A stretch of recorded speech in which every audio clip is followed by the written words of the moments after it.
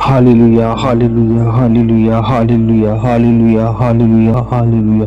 धन्यवाद के योग्य पिता परमेश्वर। Hallelujah, hallelujah, hallelujah, hallelujah.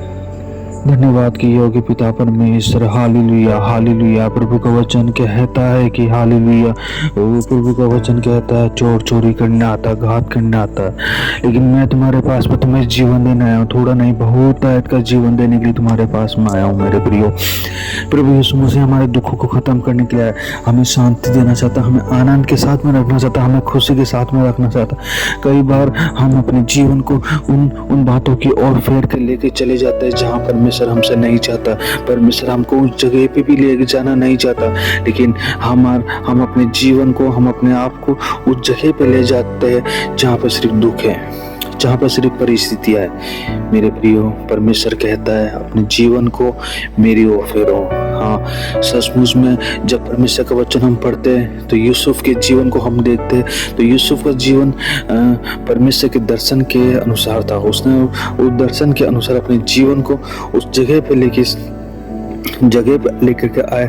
और जब हम देखते हैं तो वहाँ पे पोतीफर की पत्नी उसके जीवन को बर्बाद करना चाहती थी। पोतीफर की पत्नी उसके जीवन में उसके जीवन के अंदर गलत बातों को लाना चाहती थी। पोतीफर की पत्नी उसको गलत बातों में फंसाना चाहती थी मेरे प्रियो। लेकिन परमेश्वर का वचन कह रहा है कि पोतीफर की जब पत्नी उसको गलत बातों में फंसा रही है तो प्रभु उसके साथ है। परमेश्वर के भय में उसने उस जगह से भागा और उस जगह से उस पोतीफर की पत्नी से अपने आप को दूर ले गए मेरे प्रियो।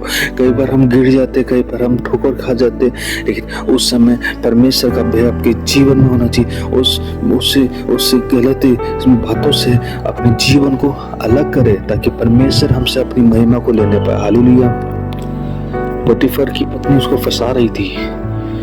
पोतीफर की पत्नी उसको फंसाने की तत्पर थी। बहुत सारे लोग हैं जो आपको फंसाने के लिए आपके ऊपर जाल बिछाएंगे।